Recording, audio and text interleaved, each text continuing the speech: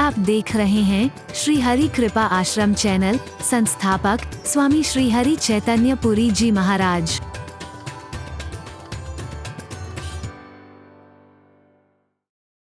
हमको मन की शक्ति देना, मन विजय करें,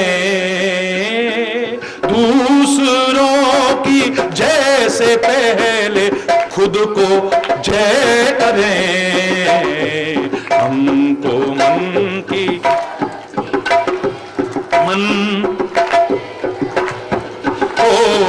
दूसरों की जय से पहले खुद को जय करें। हमको मन की शक्ति देना, भेदभाव अपने दिल से साफ कर सके,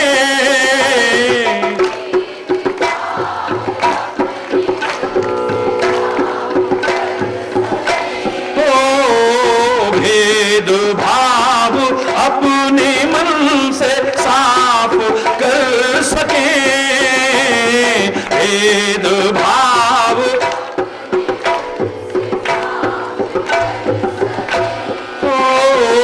दूसरों से भूल हो तो माफ कर सके, दूसरों से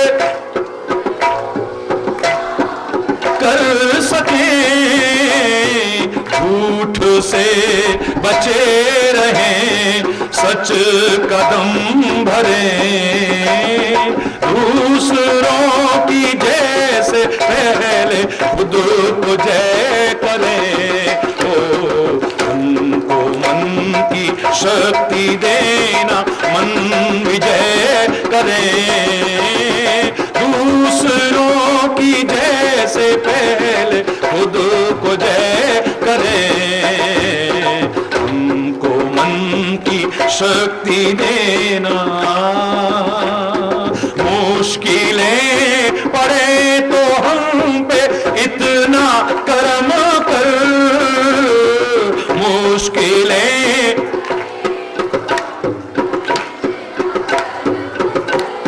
सारे बोलो ना, मुश्किलें पड़े तो हम पे इतना कर्म कर, मुश्किलें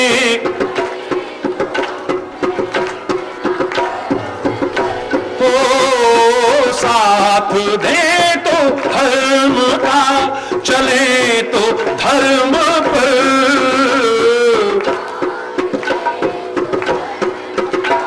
चले तो पर हौसला बढ़ा रहे बदी से, दूसरों की जय से पहले खुद को जय करें। हमको मन की शक्ति देना, मन विजय करें, दूसरों की जय से पहले खुद को जय करें। ओ हमको मन की शक्ति देना, हमको मन की शक्ति देना, हमको मन की शक्ति दे।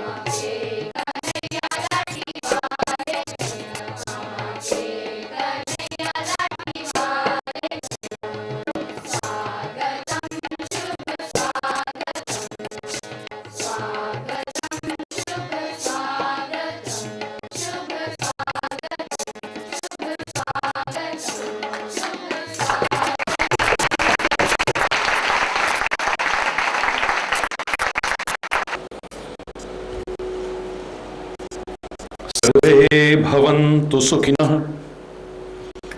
सर्वे सन्तु निरामयाः, सर्वे भद्राणि पश्यन्तु, मा कश्चित् दुःखभाग् भवेत्। ओम शांति शांति शांति।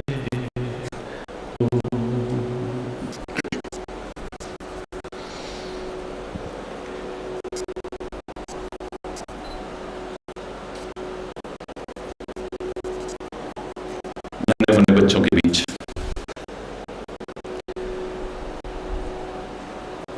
होनहार देश के भावी कर्णधार, जिन पर हम सबकी निगाहें टिकी हुई हैं, आपके प्रेमपूर्ण आग्रह से यहां आकर आपका अनुशासन, आपके विभिन्न प्रकल्प,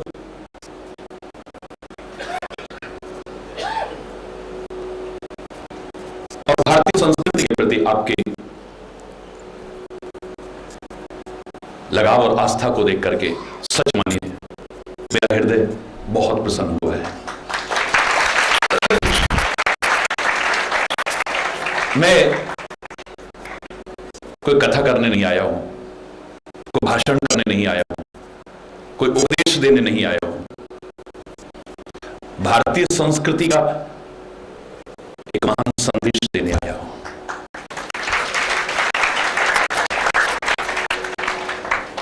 जो हमें कमजोर नहीं बनाता है, हमारा हौसला तोड़ने की कोशिश नहीं करता, हमारा मनोबल बढ़ाता है, हमारा आत्मबल बढ़ाता है, हमारा आत्मविश्वास, सेल्फ कॉन्फिडेंस बढ़ाता है।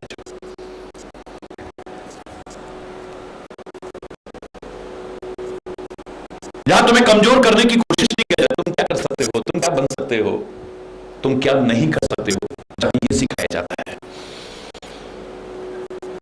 संसार में कुछ भी असंभव नहीं है। जो मैं अभी वहां हिंदू कन्या सीनियर सेकेंडरी स्कूल में जो बोल रहा था, nothing is possible in this world, impossible itself से that I am possible. Spelling क्या है इम्पॉसिबल के?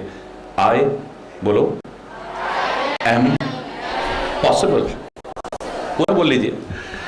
आई प्लस एम प्लस। मेरे को उस जमाने में जब मैं छठी कक्षा में था, एक ऐसे कंपटीशन में फर्स्ट प्राइज मिला था, इम्पॉसिबल पर लिखना था। लोगों ने 8-8 पन्ने रंगे थे, मैंने खाली इतना ही लिखा था, I plus M plus possible is equal to impossible.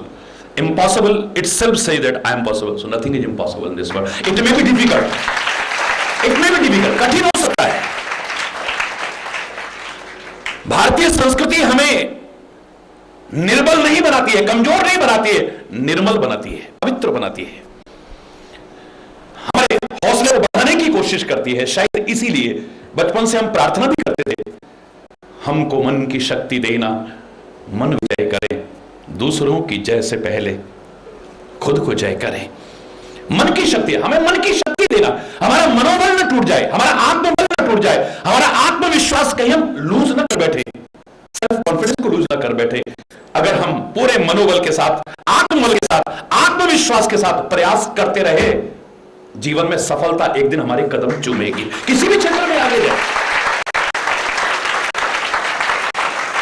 कोई भी क्षेत्र क्यों ना हो, किसी भी फील्ड में आप आगे बढ़ना चाहें, शरीर की ताकत का अपना महत्व है, ये भी कम महत्व नहीं रखता है। शायद इसलिए आपके विद्यालय में भी शरीर को मजबूत बनाने के लिए भी विभिन्न प्रकल्प रखे जाते होंगे। आपको एक्सरसाइज भी कराई जाती होगी, या कुछ खेलों में रुचि दिखाई जाती होगी। अभी मैं देख रहा था घुड़सवारी भी सिखाई जाती है। सर्वांगीण विकास आपका किया जा रहा है, आपके उसकी सराहना करते हुए मैं आपको, शारीरिक बल का भी अपना महत्व है। A sound mind in a sound body, आपने सुना भी होगा, स्वस्थ शरीर में ही स्वस्थ मस्तिष्क होता है। शरीर भी हमारा स्वस्थ रहना चाहिए, बड़ी अच्छी बात है। लेकिन एक बार शरीर में ताकत हमारे न भी हुई, घबराना मत, होनी चाहिए। अगर हमारा मनोबल मजबूत है, हमारा आत्मबल मजबूत है, हमारा आत्मविश्वास लबालब भरा है, सेल्फ कॉन्फिडेंस से लबालब भरे हुए हैं, हम वो करके दिखा देंगे जो बड़े बड़े ताकतवर भी नहीं करके दिखा सकते हैं। हम असंभव को संभव करके दिखा सकते हैं, कठिन को सरल करके। भाई इसको नहीं खोदना है, यही तो बढ़ाता है भारतीय संस्कृति का चिंतन, जहां प्रारंभ से सिखाया गया हम होंगे कामयाब। अगर आता है तो बोलो ना, वी शैल ओवरकम। हम लोग भी बचपन में बोलते थे, बोलिए we shall overcome, we shall. आप लोगों को अगर ना भी आता हो तो इसका हिंदी अनुवाद भी है, हम होंगे कामयाब। ये तो आता होगा जरूर, हम होंगे कामयाब, हम होंगे कामयाब। द डे विल कम, पूरा है विश्वास, मन में है विश्वास, हम होंगे कामयाब। पता नहीं हम कुछ बन पाएंगे कि नहीं, पता नहीं हम कुछ कर पाएंगे कि नहीं। देखा फलाना तो कहां से कहां पहुंच गया, देखा फलाना तो कहा, तुम क्यों नहीं कर सकते हो। अभी मैं विद्यालय में वहां कह रहा था, even a loftiest tower rises from ground. Even a, बोलो, loftiest tower rises from ground. What do you mean? इसको मत बोलना। What do you mean? ऊंची से ऊंची मीनार भी इसी जमीन से उठती है, आसमान से नहीं टपकती है। जिन्होंने कुछ किया है जीवन में, जिन्होंने पाया है कुछ जीवन में, जिन्होंने हासिल किया है कुछ इस जीवन में, वो भी आसमान से नहीं टपके। हमारी और तुम्हारी तरह किसी मां के गर्भ से पैदा हुए हैं। जब वो कर सकते हैं, why not you, why not me, why not we all, हम क्यों नहीं कर सकते हैं? विचार करिए, क्यों नहीं कर सकते हैं? मैंने तो 5वीं कक्षा में एक दिन प्रार्थना बोलना बंद कर दिया था। प्रेयर होती थी हमारे विद्यालय में भी। मैं हायर एजुकेशन की बात नहीं कर रहा हूं, छोटी कक्षा की बात कर रहा हूं। बचपन में गला अच्छा था तो पहले मैं बोलता था, बाकी विद्यालय के सब बच्चे बोलते थे। और हमारे यहां प्रार्थना होती थी, शायद आपको आती हो। एक पंक्ति बोलते हैं, तुम ही हो माता। क्या यार, ये विद्यालय तो हर बात में नंबर मार रहा है, खाली हो जाता है। एक लाइन बोलिए मेरे साथ, तुम ही हो माता पिता, तुम ही हो, तुम ही हो बंधु सखा, तुम ही हो, तुम ही हो माता पिता, तुम ही हो, तुम ही हो बंधु सखा, तुम ही हो। तो इसमें एक पंक्ति आती थी, जो खिल सके ना वो फूल। मैं नहीं चाहता कि आप बोले ये, क्योंकि मैंने भी यहां बोलना बंद कर दिया था। बोलते बोलते एक दिन मैंने प्रार्थना को रोक दिया। हमारे जो शारीरिक शिक्षा के शिक्षक थे वो आए, बेटा आपने प्रार्थना क्यों बोलना बंद किया? मैंने कहा सर मैं नहीं बोलूंगा। देखिए अभी मैडम कह रही थी ना कि आज पहली बार हिंदी में बोला, बहुत अच्छा बोला आपने। हमें हर भाषा आए, I can speak 14 languages fluently, धारा प्रवाह बोल सकते, लेकिन मुझे हिंदी ना आए, ये शर्म की बात होगी, गर्व की बात नहीं, शर्म की बात होगी। भारतीय होते हुए मुझे भारतीय संस्कृति का, भारतीय भाषा का, भारतीय महान चिंतन का अगर ज्ञान नहीं है तो मेरे विचार से तो ये अच्छी बात नहीं है। और आपने बहुत अच्छा बोल करके अपना स्थान और बढ़ा लिया है, धन्यवाद। तो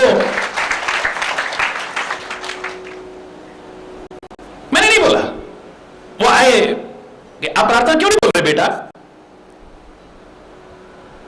बड़े प्यार के संबोधन होते थे कि विद इन 3 डिकेड्स इतना अंतर आ गया है शिक्षक और स्टूडेंट्स के संबंध में, माता पिता और बच्चों के संबंध में, गुरु और शिष्य के संबंध में बहुत अंतर सा आ गया है। इतना प्यार होता था, इतना अपनापन होता था। अब नहीं कहते ए लड़के इधर आओ, नहीं, अब तो क्या कहते हैं ए लड़के। तभी तो वो सब काम लड़के करते हैं, तभी तो वो सब काम लड़के करते हैं। अपनी मांग मनवानी हो घर में तो लड़के मंगवाते हैं, कोई बात पूरी करवानी हो तो लड़के करते हैं, कोई भी बात हो, क्योंकि लड़के कहा हमने। पहले प्यार के संबोधन होते, बेटे आप क्यों नहीं बोल रहे हो? मैंने कहा मैं नहीं बोलूंगा। क्यों? मैं चुप हो गया। हमारे क्लास टीचर आए, उन्होंने कहा बेटा आप प्रार्थना क्यों नहीं बोल रहे हो? मैंने कहा मैं नहीं बोलूंगा, सॉरी। हमारे हेडमास्टर आए, हेडमास्टर कहते थे तब, अभी वो आए, उन्होंने कहा आप प्रार्थना क्यों नहीं बोल रहे बेटा? मैंने कहा सर मैं नहीं बोलूंगा, आप मुझे चाहे जो सजा दीजिए, मैं ये प्रार्थना नहीं बोलूंगा। चौथी क्लास का बच्चा, सारे चौंक गए, आखिर क्या बात है बेटा? मैंने कहा अभी तो हम नन्हे मुन्ने बच्चे हैं, हमारे भविष्य के गर्त में छुपा है, हम में से पता नहीं कोई कहां तक पहुंच सकता है, और अभी से आप निराशा हताशा हमारे अंदर भर रहे हैं। जो खिल सके ना, जो खिल सके ना, अरे अभी तो टाइम आएगा, हम खिलेंगे, महकेंगे और भारत की बगिया को महकाएंगे। जो खिल सके ना, आई कांट स्पीक, मैं नहीं बोल सकता हूं ये बात। पीठ थपथपाई थी मेरी, बेटा पूत के पांव पालने में दिख रहे हैं, पता नहीं तू क्या बनेगा, तेरे उज्जवल भविष्य की कामना करते हैं, अब तू ही बता दे क्या बोलना चाहता है। चौथी क्लास में मैंने इसमें करेक्शंस किए थे, इस प्रार्थना में, और पूरे भारत की जब मैंने पैदल यात्रा की तो जहां भी बोली जाती थी वहां संशोधन कराया इसमें। मैंने कहा अगर मुझसे बुलवाना चाहते हो तो मैं बोल सकता हूं जो कल खिलेंगे वो फूल हैं हम ये निराशा नहीं, हताशा नहीं, हम क्या बन पाएंगे, हम क्या कर पाएंगे, क्यों नहीं कर सकते? हम ऐसे इलाके में रहते हैं, यहां साधन में अब अभी वहां कह रहा था कि पिछड़े इलाके में, दूरस्थ इलाके में एक मछुआरे का बेटा, जिसके पास फीस भरने को पैसे नहीं होते थे, जिसकी बहन अपने जेवर बेच करके, गहने बेच करके उसकी फीस भरती थी, वो देश का महान वैज्ञानिक बन सकता है, देश के सर्वोच्च पद पर महामहिम राष्ट्रपति बन सकता है। अब्दुल कलाम को सलाम है, हम क्यों नहीं कर सकते हैं? हम क्या कर सकते हैं, क्या कर सकते हैं? एक पिछड़े इलाके में आज इतना विकास हुआ है, छोटे से हरियाणा के एक कस्बे में जन्मी हमारी कल्पना चावला, जिस बेटी पर हमें नाज है, वो भारत की आन बान और शान को बढ़ा सकती है, अंतरिक्ष तक में भारत का तिरंगा लहरा सकती है। हम क्यों नहीं कर सकते, क्यों नहीं कर सकते है? जब भी कोई निराशा की बात करता है, हताशा की बात करता है, अपने आप को दीनहीन समझने की कोशिश करता है, भविष्य के लिए दुनिया के आगे जाकर के हाथ फैलाता है भिखारियों की तरह, ज्योतिषियों के आगे, देखो ना मेरे भाग्य में क्या लिखा है। अपने भाग्य के निर्माता तुम स्वयं हो, तुम कोशिश तो करो। God helps those who help themselves. जब तुम कोशिश करते हो, वो परमात्मा तुम्हारी सहायता करता है, और वो सहायता करे तुम्हें सफलता न मिले, मैं कह रहा हूं how it can be possible. तुम आगे तो बढ़ो जरा, अरे तुम प्रयास करोगे, बड़ों के आशीर्वाद लेके प्रयास करना, परमात्मा का स्मरण करके, जो भी नाम तुम्हें अच्छा लगता है, परमात्मा का तात्पर्य ये नहीं कि यही नाम यही नाम यही नाम, नाम अलग अलग हो सकते हैं, उपासना पद्धतियां अलग अलग हो सकती हैं, सबको उसको पहुंचने के, जानने के, पाने के मार्ग अलग अलग हो सकते हैं, लेकिन परमात्मा अलग अलग नहीं है, धर्म अलग अलग नहीं है। ये हम लोगों ने जो बांटने की कोशिश की है, नीच घृणित साजिशें की है, लोगों को बिना आधार पर बांटने की, शर्मनाक है। जो परमात्मा का नाम अच्छा लगे, उस परम सत्ता के प्रति जो सारी सृष्टि का नियंता है, स्मरण करते हुए, बड़ों के आशीर्वाद लेकर के, गुरुओं के मार्गदर्शन को पाते हुए, सबकी वेल विशेस लेते हुए, शुभकामनाएं लेते हुए तुम कोशिश करो, सफल ना हो ऐसा हो नहीं सकता है? तुम अपने आप को समझ, तुम किसकी औलाद हो? तुम्हें पता ही नहीं है अभी तक कि हम परमात्मा की औलाद हैं। कौन? मेरी एक इमेजिनेशन नहीं कहूंगा उसे, बहुत समय पुरानी बात है, एक कॉलेज में प्रवचन करते करते मेरी एक भावना आई, मैं उसे इमेजिनेशन नहीं कहूंगा,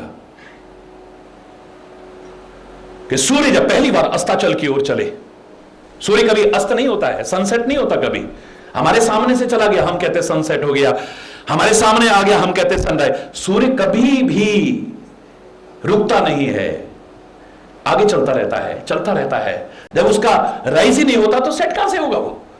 वो हमारे सामने आ गया हम कहते सनराइज हो गया, हमारे आगे से चला गया है। पहली बार हमारे सामने से जब वो आगे जाने लगा, सूर्य के मन में एक लोक उपकार की भावना आई कि जब मैं यहां से चला जाऊंगा, यहां तो अंधेरा छा जाएगा, ठोकरें खाएंगे लोग, कौन बचाएगा इन्हें ठोकरों से? कौन उबारेगा इन्हें अंधकार से? कौन देगा इन्हें रोशनी, प्रकाश कौन देगा? यह सोच करके, एक अच्छी भावना लेकर के उसने सारे देवी देवताओं को बुला लिया। विशाल मैदान के अंदर सारे देवी देवता इकट्ठे हुए। मेरी एक भावना है, तर्क की चीज नहीं है। और एक ऊंचे मंच पर खड़े होकर के सूर्य भगवान कहते हैं, प्रकृति के नियमों का पालन करना है, मुझे आगे जाना है, मैं जब तक लौट करके नहीं आऊंगा, कोई है आप में से जो इनको अंधकार से उबार सके, रोशनी दे सके, ठोकरों से बचा सके? कोई देवी देवता नहीं उठा। आखिर में भगवान सूर्यदेव कहते हैं चंद्रमा, हे चंद्रदेव, तुम तो मेरे समकक्ष हो, तुम भी प्रकाश के पुंज हो, क्यों नहीं संकल्प लेते हो कि तुम इन्हें अंधकार से उबारोगे, ठोकरों से बचाओगे, इन्हें रोशनी दोगे? मैं जानता हूं ना, मैं भी कुछ दिन अंधेरे में हो जाता हूं, अमावस्या के आसपास। मैं कैसे संकल्प ले लूं सूर्यदेव कि मैं इनको रोशनी दूंगा, मैं इन्हें अंधकार से उबारूंगा? मुझे तो अपनी औकात मालूम है ना, कुछ दिन तो मैं भी अंधकार में हो जाता हूं, तो मैं कैसे संकल्प ले लूं, प्रतिज्ञा कैसे कर लूं? लगता है सूर्यदेव ने कुछ ऐसा कहा जैसे राजा जनक ने भरे दरबार में कहा था, लगता है क्षत्रियों से विहीन हो गई है पृथ्वी, कोई भी धनुष को हिलाने की हिम्मत नहीं कर पा रहा है। तब लक्ष्मण उठा था और सूर्यदेव ने कुछ ऐसा कहा, लगता है कि कोई भी संसार की भलाई के लिए कुछ विचार रखने वाला बचा ही नहीं है। तो एक नन्हा सा दिया उठा, नन्हा सा दिया टिमटिमाता हुआ, मध्यम बद्धम लहराता हुआ ऊपर उठ करके आता है और बड़ी हल्की आवाज में कहता है, हे सूर्यदेव, माना कि आपके बराबर प्रकाश मेरे अंदर नहीं है, माना कि आपके बराबर सामर्थ्य मेरे अंदर नहीं है, माना कि आपके बराबर शक्ति मेरे अंदर नहीं है, लेकिन आप मत घबराइए, प्रकृति के नियमों का पालन कीजिए, आप अपनी यात्रा पर आगे बढ़िए। जब तक आप लौट के नहीं आएंगे मैं तिल तिल करके जलता रहूंगा, अपने घर को अंधेरे में रख लूंगा, लोगों का मजाक सहन कर लूंगा, देखो दीपक तले अंधेरा, लेकिन मैं इनको रोशनी दूंगा, मैं उबारूंगा इन्हें अंधकार से, मैं बचाऊंगा इन्हें खोजों से। ये मेरी भावना थी। एक नन्हा सा दिया, एक नन्हा सा दिया इतनी शक्ति और सामर्थ रखता है। हम अपने आप को दीनहीन, निर्बल, असहाय क्यों समझे हुए हैं? तुम क्या नहीं कर सकते हो? कौन जानता था ये विवेकानंद बनेगा? कौन जानता था ये अंतरिक्ष में जाने वाला बनेगा? कौन जानता था ये राष्ट्रपति बनेगा? कौन जानता था ये महान वैज्ञानिक बनेगा? कौन जानता था? उस समय कौन जानता था? आप में भी क्या प्रतिभाएं छुपी हैं, कौन जानता है? उनको उजागर करने की आवश्यकता है। अरे सूखा हुआ ठूठ एक पेड़ की जड़ सड़क के किनारे पड़ी हुई है, जिसकी कोई वैल्यू नहीं समझता है, लेकिन अच्छे से हाथों में आ जाए, एक कलाकार के हाथों में आ जाए, ऐसा रंग रोगन करेगा, ऐसी उसको आकृति देगा, ड्राइंग रूम में सजाने लायक बन जाता है। निखारने वाला चाहिए प्रतिभाओं को, किसमें उजागर नहीं करके दिखा सकता है। मिट्टी जो पैरों से रोंदी जाती है, एक कुम्हार के हाथ में आ जाए, क्या से क्या बना देता है। सोना बेकार पड़ा हुआ था, आ जाए सुनार के हाथ में, राजा का मुकुट के ऊपर भी चढ़ा दे तो कोई बहुत बड़ी बात नहीं है। प्रतिभाओं को उजागर करने वाला चाहिए। एक पत्थर जिसको लोग ठुकराते हुए चलते थे, जिसको पैरों से रोते हुए जाते थे, मूर्तिकार के हाथ में आ जाए ना, ऐसी मूर्ति बना देगा कि दुनिया देखती रह जाए, सजाने लायक बन जाए, पूजा के करने लायक बन जाए। पर उसे उजागर करने वाला चाहिए, उसे उजागर। प्रतिभाएं तो हैं, आप सब के अंदर हैं, कोई ऐसा नहीं जिसके अंदर हां, इतना मैं जरूर कहूंगा, आपको सिखाने की आवश्यकता क्यों पड़ती है? क्योंकि आपके अंदर सब कुछ है, अच्छाई भी है, बुराई भी है। कौन सी उजागर हो जाए, नोबडी कैन से। आपके अंदर हैवानियत भी है, आपके अंदर इंसानियत भी है, आपके अंदर मानवता भी है, आपके अंदर दानवता भी है, आपके अंदर वैश्यपन भी भरा हुआ है। इतने दरिंदे बन जाते हैं लोग, इतने वैश्य बन जाते हैं, अंदर ही था ना जो उजागर हो गया। निर्दोषों का रक्त बहाते हैं, आतंकवादी बन जाते हैं, गंदे कर्म करते हैं, नीच कर्म करते हैं, समाज को प्रताड़ित करते हैं, और आपके अंदर वो महानता छुपी है कि सारी दुनिया को रास्ता दिखाने वाले भी बन सकते हो तुम। आपके अंदर तो सब कुछ है, अच्छाई को उजागर करने वाला चाहिए। उत्तरदायित्व जाता है शिक्षकों पर, उत्तरदायित्व जाता है माता पिता पर, उत्तरदायित्व जाता है अभिभावकों पर, उत्तरदायित्व जाता है संतों पर, महापुरुषों पर, सदगुरु पर, इन सब पर उत्तरदायित्व जाता है। इन सब का कर्तव्य है कि आपके अंदर जो छुपी हुई प्रतिभाएं हैं उनको उजागर किया जाए, इनको अच्छे संस्कार देने की कोशिश की जाए। पर अच्छे संस्कार तो तब देंगे जब हमारे अच्छे संस्कार होंगे। तो बोलो, हमारे अच्छे संस्कार नहीं होंगे, आपको हम क्या अच्छे संस्कार देंगे? आम के बगीचे में एक बच्चा आम तोड़ रहा था, आम का मालिक अचानक वहां आ गया, माली था नहीं उस समय, उसने आके देखा, उसने उसको खींच करके नीचे उतारा, पहचाना, अरे ये तो फलाने का बड़ा धनाढ्य परिवार का बच्चा, एक मारा खींच के। शर्म नहीं आती? तेरा बाप मेरा दोस्त है और तू इतना बड़े घर का आदमी होकर के चोरी करता है, तब तेरे पापा के पास लेके जाता हूं।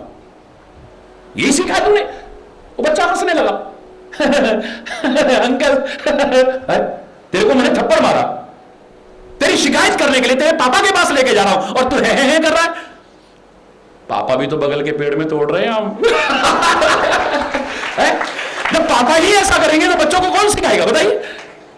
पापा के पास कहां लेके जाओगे अंकल, पापा भी तो बगल के पेड़ में तोड़ रहे हैं, आपको नजर नहीं आ रहे? सुल्ताना डाकू बड़ा मशहूर हुआ है, उसको फांसी की सजा हुई। जब फांसी की सजा होने लगी उससे पूछा गया तुम्हारी अंतिम इच्छा कोई है? उसने कहा मेरी मां को बुला दो, मां को बुला दो। मां को किस लिए? प्रणाम करना चाहता होगा, अंतिम दर्शन करना चाहता होगा, मां को बुलाया गया। जैसे ये करीब में पहुंचा, इसने आगे बढ़ के दांतों से उसके कान को काट लिया, चबा गया। अभी नाक काटने के लिए आगे बढ़ रहा था, सैनिकों ने पकड़ा उसे। ये क्या करते हो? बोले जो सजा मुझे मिल रही है ना, इसकी असली हकदार तो मेरी मां है। पहली बार बचपन में जब मैं एक मुर्गी पड़ोस से चुरा के लाया था, इसने थप्पड़ मारा था, पर गाल पर नहीं, पीठ पर। शाबाशी दे, वाह बेटे वाह, वाह बेटे वाह। उस समय अगर इसने थप्पड़ मेरी पीठ में शाबाशी देते हुए ना मारा होता, मेरे गाल पर मारा होता, आज मैं सुल्ताना डाकू ना बना होता और मुझे फांसी की सजा ना हो रही होती। हमारे पर बहुत बड़ी जिम्मेदारी जाती है। हम चाहें तो इनको क्या से क्या बना सकते हैं, लेकिन उसके लिए पहले अपने अच्छे संस्कारों को सामने रखना पड़ेगा। हम अपने माता पिता का सम्मान करेंगे तभी तो ये सीखेंगे माता पिता का सम्मान कैसे किया जाता है। हम उनकी सेवा करेंगे तभी तो हम सीखेंगे कि ये कैसे सेवा करते हैं। मैं आया हूं डॉक्टर साहब के यहां तो मुझे सबसे ज्यादा खुशी की इस बात की है, कोरा उपदेश नहीं है। मैंने खुद अपनी आंखों से देखा है कि अपने मां की सेवा करके वो आदर्श दे रहे हैं। अब ऐसों की सेवा न हो, ऐसा कैसे हो सकता है? आप विचार करिए। जब हम अच्छे संस्कार नहीं रखेंगे, आगे हम अपनी औलादों को, अपने आने वाले बच्चों को कैसे अच्छे संस्कार देंगे? है सबके अंदर, बस उजागर करने की आवश्यकता है। आपके अच्छे संस्कार उजागर हों और समय रहते आप सद प्रयास करें, सही दिशा में प्रयास करें। मैं कह रहा हूं संसार में ऐसा क्या है जो आप नहीं कर सकते हो, जो आप नहीं बन सकते हो? कोशिश तो करो। जो मैं वहां भी कह रहा था, कोशिश करने वालों की कभी हार नहीं होती, की हुई कोशिश कभी बेकार नहीं होती है। नन्ही सी चींटी 100 बार फिसलती है। कभी देखो आप, अगर चिकनी दीवार भी है फिर भी चींटी चढ़ेगी, फिसल जाती है, गिर जाती है, पर हिम्मत नहीं हारती है, फिर कोशिश करती है। चिकनी दीवार पर मैंने चढ़ते हुए देखा है चींटी को। जब वो हिम्मत करके ऐसा कर सकती है, नन्ही सी चींटी भी, आप लोग भी हिम्मत मत हारना, कोशिश करो, आगे बढ़ते चले जाओ। जो मैं अभी वहां कह रहा था, आप संकल्प लेके आगे बढ़ो तो सही। संकल्प की शक्ति, मन में संकल्प ले लिया, मैंने ये करना है, मैंने ये बनना है, और उसके लिए मुझे कुछ भी करना पड़े, सही दिशा में प्रयास करता रहूंगा, हिम्मत नहीं हारूंगा मैं। उत्तिष्ठ जागृत प्राप्त वरान निबोध, उठो जागो और अपने लक्ष्य की ओर पहले निर्धारण करो और फिर बढ़ो आगे। तब तक चलते रहो जब तक तुम्हें तुम्हारी मंजिल ना मिल जाए। मत घबराना, कठिनाइयों से, बाधाओं से, मुसीबतों से, परीक्षाओं से चलते रहे ना तो मंजिल तुम्हें जरूर मिलेगी, सफलता कदम तुम्हारे चूमेगी। तुम्हारे अंदर वो शक्तियां हैं। संकल्प लेके चलो। मैंने कभी सोचा भी नहीं था मैं हिंदुस्तान की पैदल यात्रा करूंगा, सोचा भी नहीं था कभी। मैंने कभी सोचा भी नहीं था कि हिमालय की ऊंचाइयों को कभी मैं छूने की कोशिश करूंगा, लेकिन परमात्मा का स्मरण करके, बड़ों के आशीर्वाद लेके कोशिश की। जो असंभव सा दिखने वाला था उसे भी संभव करके दिखाया। संकल्प ले लिया मन में कि करना है, और संकल्प की शक्ति कितनी महान है। एवरेस्ट की सबसे ऊंची चोटी है माउंट एवरेस्ट। हिमालय की सबसे ऊंची चोटी है माउंट एवरेस्ट। लेकिन आदमी जब संकल्प लेके आगे बढ़ता है ना, उसे भी पैरों से रोंद करके दिखा देता है, उसे भी बोना करके दिखा देता है, वहां भी तिरंगा फहरा करके दिखा देता है। यह है संकल्प शक्ति। आप उसको भी बोना करके, इतनी ऊंची चोटी को भी बोना करके दिखा देते हो, अपने नीचे ला करके दिखा देते हो, उसके ऊपर चढ़ करके दिखा दो, अपने पैरों से रोंद करके दिखा देते हो उसे। हाँ, हिम्मत नहीं हारनी। जो मैं अभी वहां भी कह रहा था कि एडमंड हिलेरी ने जब कोशिश की पहली बार, तब तक तो कोई भी नहीं चढ़ा था माउंट एवरेस्ट पर। पहली बार में सफलता नहीं मिली, दूसरी बार में सफलता नहीं मिली, तो हिम्मत नहीं हार गए। जब कभी किसी क्षेत्र में हमें हमारे मन के अनुकूल सफलता न मिले, सक्सेस न मिले, खोजो। अपने भाग्य को दोष मत दो, अपने टाइम को दोष मत दो, भगवान को दोष मत दो, किसी और को दोष। हमारे प्रयास में कहां कमी, हमारे एफर्ट्स में कहां कमी रह गई है। किसी भी मोड़ को आप एंड मत समझो, बैंड ही समझो। मैं तो कहा करता था, एंड की परिभाषा मेरे विचार में क्या है? Efforts never dies. बचपन से कहा करता हूं, and means efforts never, it's just a bend. And आपको गली का एंड दिखाई दे रहा ना, ऐसा नहीं कि इसके आगे कुछ नहीं है। आप हिमालय की तरफ जाओगे, पहाड़ आपको लगेगा इसके आगे कुछ है ही नहीं, लेकिन जब उस चोटी पर पहुंचोगे तब दिखेगा इससे आगे भी कुछ है। घबराओ मत, तुम कोशिश तो करो, आगे बढ़ने की कोशिश करो। 2 बार नहीं चढ़ पाया तो उसकी जीवनी कभी पढ़ के देखिए, ऑटोबायोग्राफी कभी पढ़ के देखिए। एडमंड हिलेरी ने इतना ही कहा था ऐसे उंगली करते हुए, oh Mount Everest, being a mountain you can't grow. एक पहाड़ होने के नाते तुम आगे नहीं बढ़ सकते हो, यहीं खड़े रहोगे, बट आई कैन, मैं आगे बढ़ सकता हूं। I will come again and I will conquer you, मैं दोबारा आऊंगा और तेरे को फतेह करके दिखाऊंगा। और दिखाया उसने करके, एवरेस्ट पर चढ़ करके दिखाया उसने। हिम्मत नहीं हारी कि 2 बार ने, अरे कहां हमारी किस्मत में नहीं है, अब हम इतनी तो कोशिश की फिर भी चढ़ ही नहीं पाए हम तो। ये नहीं सिखाया है हिम्मत। हम होंगे कामयाब, हम होंगे कामयाब, हम होंगे कामयाब। The day will come. क्यों नहीं मिलेगी सफलता? जिनको मिली है वो आसमान से ढके हैं क्या? हम एकदम से मनोबल खो बैठते हैं, हमारा आत्मबल टूट जाता है, हम सेल्फ कॉन्फिडेंस को लूज कर बैठते हैं। सब कुछ खो जाए लेकिन इनको मत खोना कभी। अगर ये तुम्हारे पास रहे तो तुम असंभव को संभव करके दिखा दोगे मेरे प्यारे बच्चों, कठिन को सरल करके दिखा दोगे। महाराणा प्रताप का नाम सुना है आपने? महाराणा प्रताप के पास एक दिन ऐसा आया था, कुछ नहीं बचा था, न सेना थी, न पैसा था, न अस्त्र शस्त्र थे, खाने तक को नहीं था, भूखे प्यासे जंगलों में भटक रहे थे। अगर इतिहास को पढ़ के देखें आप, अपनी भूख को बर्दाश्त करते, लेकिन अपने जिगर के टुकड़े को जब मैं भूख से बिलखते देखा तो कलेजा उमड़ने लगा। बेटा भूख के मारे तड़प रहा है, कई दिन हो गए अन्न का एक दाना अंदर नहीं गया है। आखिर में जब कुछ पास में नहीं है तो घास की कहते रोटी बनाई, घास की रोटी, कुछ खाएगा, कुछ तो इसके अंदर जाएगा, इसके प्राण तो नहीं जाएंगे, प्राण तो बच जाएंगे कम से कम। लेकिन हाय रे, घास की रोटी बनाई प्राण बचाने के लिए, लेकिन जंगली बिलाव आया उसको भी ले गया। कहते हैं उस रोटी को भी उठा करके ले गया, कुछ नहीं बचा है, कुछ नहीं बचा था। महाराणा प्रताप के पास बचा था तो मनोबल बचा था, आत्मबल बचा था, सेल्फ कॉन्फिडेंस बचा था, कुछ करने की एक ख्वाहिश बची थी, एक लगन बची थी, एक संकल्प था कि कुछ करके दिखाना है। कुछ न होते हुए भी वो करके दिखा दिया जो अच्छे अच्छे साधन संपन्न नहीं कर पाए हैं। गुरु गोविंद सिंह जी महाराज के पास एक दिन आया, उनके पास कुछ नहीं बचा था। आप इतिहास को पढ़ के देखिए, इन महापुरुषों को नमन करते हैं हम, इनका एहसान कभी चुका नहीं सकते हम। जंगलों में भटक रहे थे, गुरु गोविंद सिंह जी महाराज के पास कुछ नहीं बचा था, गिने चुने लोगों के अलावा, गिने चुने लोगों के अलावा। ना सेना है, ना पैसा है, ना अस्त्र शस्त्र है, और मुगलों की सेना से मुकाबला करना है। कुछ नहीं बचा, लेकिन मनोबल बचा है, आत्मबल बचा है, आत्मविश्वास, सेल्फ कॉन्फिडेंस बचा है। ये उनके शब्दों से झलक रहा है। आपने भी सुने होंगे गुरु गोविंद सिंह जी महाराज के वाक्य, 1.25 लाख ते एक लड़ाऊं, चिड़ियंते में बाज रहा, तब गुरु गोविंद सिंह नाम धराऊं। 1.25 लाख से एक एक को लड़ा के दिखाऊंगा, चिड़ियों को मैं बाज से लड़ा करके ना दिखाऊं, मेरा नाम भी गुरु गोविंद सिंह नहीं है। और करके दिखाया, वो करके दिखा दिया। गिने चुने सेना के साथ में मुगलों की सेना को दुम दबा करके भागने को मजबूर कर दिया था। इतिहास साक्षी है, ज्यादा पुराना इतिहास नहीं है। तुम भी चाहो तो क्या नहीं कर सकते हो। घबराना मत, आगे बढ़ो, परमात्मा का नाम लेकर के आगे बढ़ो, एक क्षण को भी बर्बाद किए बिना। क्योंकि 1 साल हमारा तो ऐसे निकल जाता है, पता भी नहीं चलता। 1 साल की कीमत जानते हैं कितनी है? उससे पूछना, भगवान न करे जो फेल हो गया हो। 1 साल की कीमत क्या है उससे पूछिए जो किसी क्लास में फेल हो गया हो। भगवान सबको सफलता दे। मैं आप सबके लिए भी, सारी दुनिया के लोगों के लिए सफलता की कामना करता हूं। लेकिन जो फेल हो गया हो, अनुत्तीर्ण हो गया हो, उससे पूछिए 1 साल की क्या कीमत है। जब अपने बराबर के बच्चे बड़ी क्लास में बैठ रहे हैं और ये छोटी क्लास में है, कैसा लगता होगा इसको? अपने जूनियर्स के साथ जब बैठता है, उनके मन में कुछ आए ना आए, इसके मन में जरूर आ जाता है ये मेरे बारे में क्या सोचते होंगे। इंफीरियरिटी कॉम्प्लेक्स आ जाता है, न चाहते हुए आ जाता है। और ये दोनों कॉम्प्लेक्स अच्छे नहीं है, सुपीरियरिटी कॉम्प्लेक्स भी और इंफीरियरिटी कॉम्प्लेक्स, ये आगे बढ़ने नहीं देंगे आपको।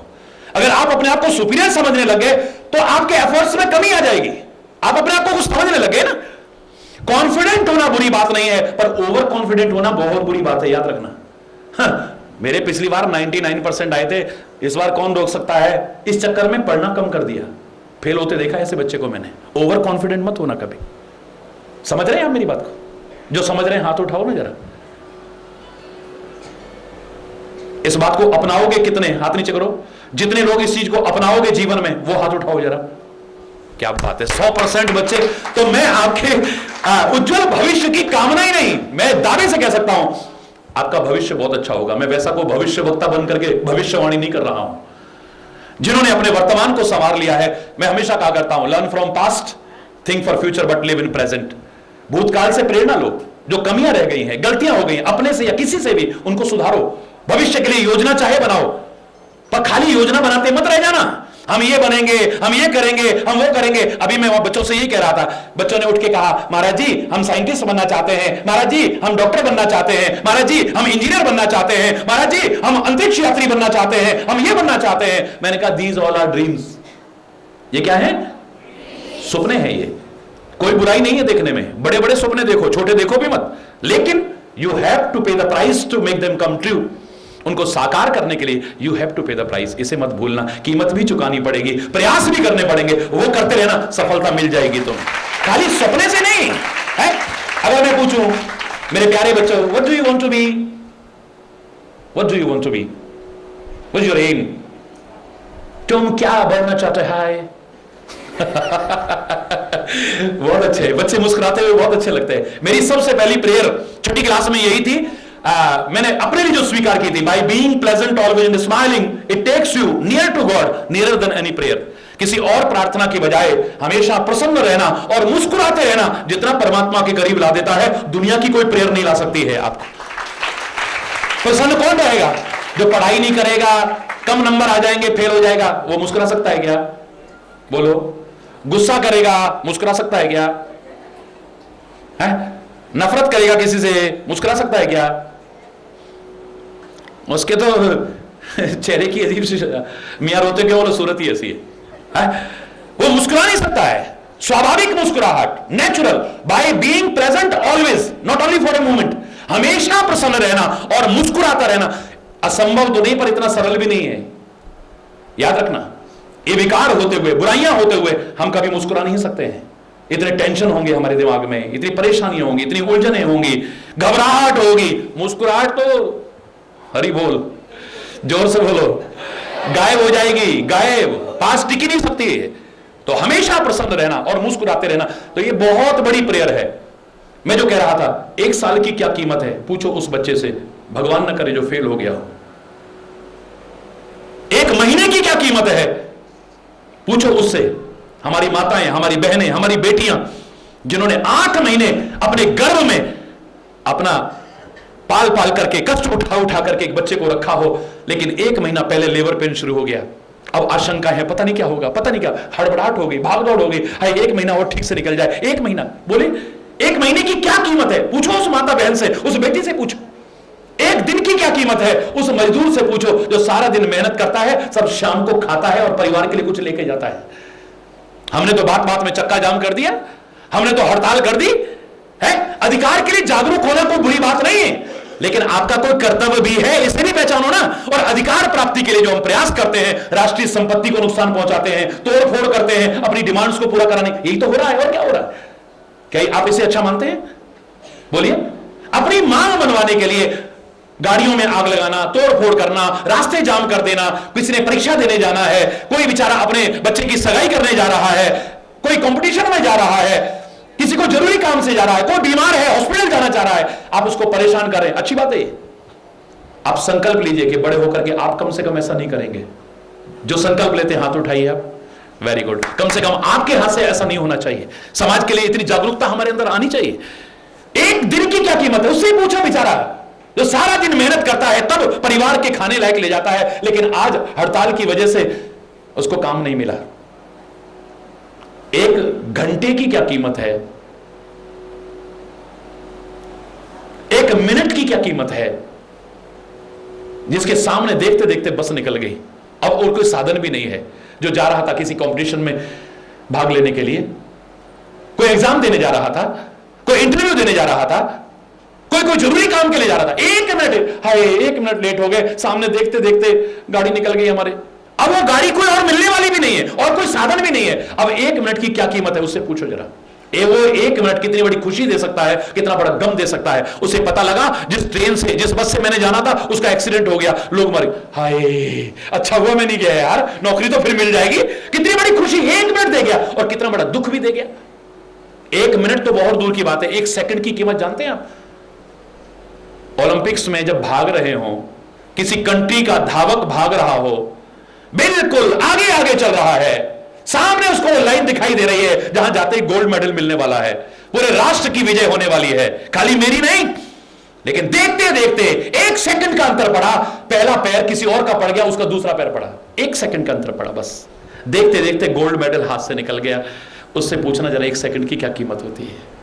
और हम इतना टाइम व्यर्थ की बातों में, व्यर्थ की बकवास में, व्यर्थ के क्रियाकलापों में, व्यर्थ के चिंतन में बर्बाद कर देते हैं। हम क्या समझेंगे समय की क्या कीमत होती है।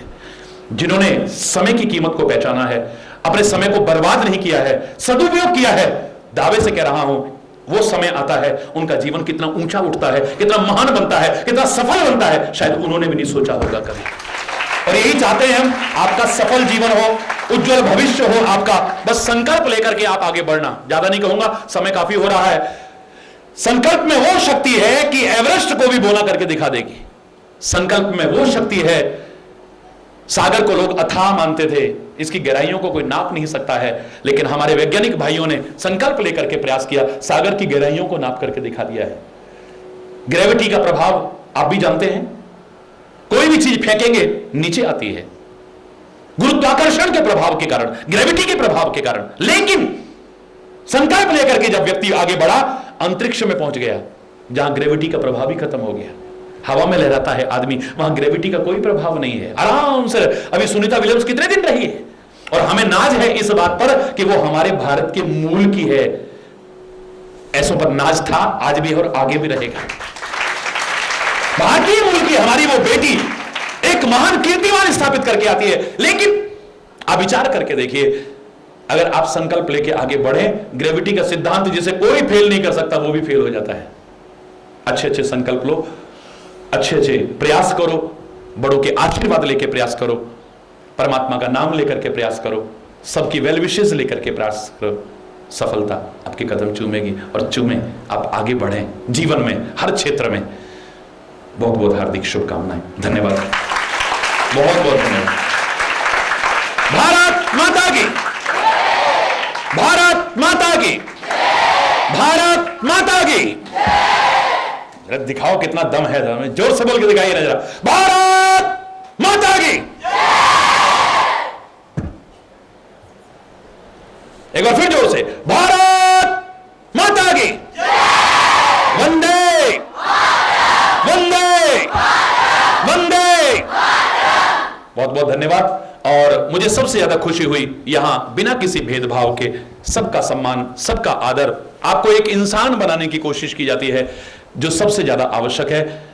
मैं अभी एक जगह पर चर्चा कर रहा था कि एक विदेशी व्यक्ति भारत में आया, कुछ दिन रहा, यह सच्ची घटना है, तो हिंदी भी बोलना सीख गया।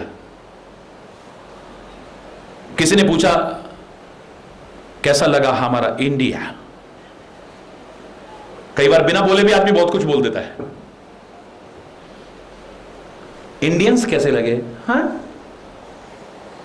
पार्डन, इंडियंस कैसे लगे? इंडिया तो बहुत अच्छा लगा, पर इंडियंस कैसे लगे आपको? हाँ? कौन इंडियंस? आपने इंडिया देखा तो आपको क्या इंडियंस नजर नहीं आए वहां पर? बोले मैं पूरा हिंदुस्तान घूमा, मुझे हिंदू नजर आए, मुसलमान नजर आए, सिख नजर आए, ईसाई नजर आए, जैन नजर आए, बौद्ध नजर आए, पारसी नजर आए, पर कोई इंडियन नजर नहीं आया। ब्राह्मण नजर आए, क्षत्रिय नजर आए, वैश्य नजर आए, शूद्र नजर आए, पर कोई इंडियन नजर नहीं आया। मुझे कश्मीरी नजर आए, मुझे डोगरी नजर आए, मुझे पंजाबी नजर आए, मुझे बंगाली नजर आए, मुझे गुजराती नजर आए, मराठी नजर आए, मद्रासी नजर आए, पता नहीं क्या क्या नजर आए, पर कोई इंडियन नजर नहीं आया। आप सब कुछ हो, प्रणाम है आपको।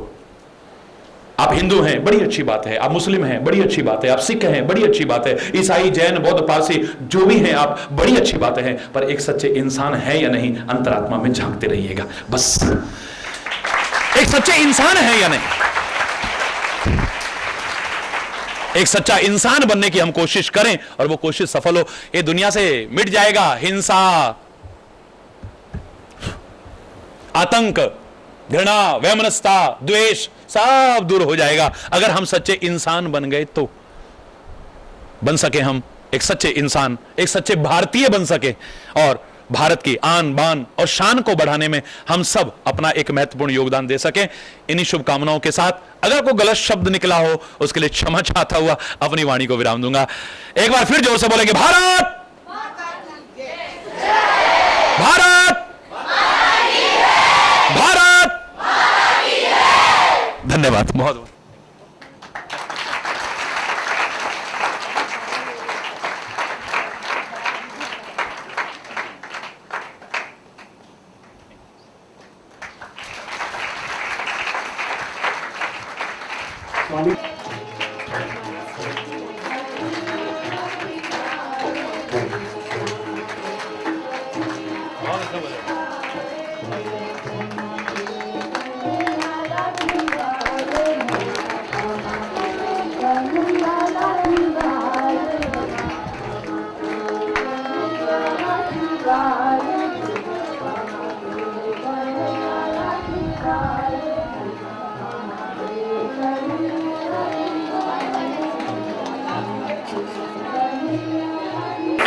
स्वामी जी से मेरा शत-शत नमन। सभी उपस्थित तो विद्यालय में आपके शिक्षक शिक्षिकाएं आपको जब तक आप पढ़ते हैं तब तक बहुत सारी अच्छी बातें बताते हैं, आपके कॉस्ट रिलेटेड बातें भी बताते हैं और जिंदगी की भी बहुत सारी बातें आपको बताते हैं। पर स्वामी जी जैसे महाप्रभु महापुरुष जब आते हैं तो वो ज्ञान देते हैं जो इन सभी जीवन में सफलता एक दिन हमारे कदम चूमेगी। किसी भी क्षेत्र में आएगा, कोई भी क्षेत्र क्यों ना हो, किसी भी क्षेत्र में आप आगे बढ़ना चाहें, शरीर की ताकत का अपना महत्व है। मैं आपको शारीरिक बल का भी अपना महत्व है। A sound mind in a sound body, आपने सुना भी होगा, स्वस्थ शरीर में ही स्वस्थ मस्तिष्क होता है। शरीर ही हमारा स्वस्थ रहना चाहिए, बड़ी अच्छी बात। लेकिन एक बार शरीर में ताकत हमारे न भी हुई, घबराना मत, होनी चाहिए। अगर हमारा मनोबल मजबूत है, हमारा आत्मबल मजबूत है, हम अंदर को संभव करके दिखा सकते हैं, कठिन को खोल करके, पर इसको नहीं खो देना है। यही तो बढ़ाता है भारतीय संस्कृति का चिंतन। जहां प्रारंभ से सिखाया गया हम होंगे कामयाब, अगर आता है तो बोलो ना, वी शैल ओवरकम। हम लोग भी बचपन में बोलते थे, बोलिए we shall overcome, we shall. आप लोगों को ना भी आता हो तो इसका हिंदी अनुवाद भी है, हम होंगे कामयाब। ये तो आता होगा जरूर, हम होंगे कामयाब, हम होंगे कामयाब। The day will come. पूरा है विश्वास, मन में है विश्वास, हम होंगे कामयाब। पता नहीं हम कुछ बन पाएंगे कि नहीं। योजना चाहे बनाओ, पर खाली योजना बनाते मत रह जाना, हम ये बनेंगे, हम ये करेंगे, हम वो करेंगे। अभी मैं वहां बच्चों से यही कह रहा था, बच्चों ने उठ के कहा, महाराज जी हम साइंटिस्ट बनना चाहते हैं, महाराज जी। उसी दिन मेरे मन में एक संकल्प जागा कि सोनीपत के बच्चों को स्वामी जी के इतने दिव्य वचनों का, प्रवचनों का लाभ होगा। अपने समाज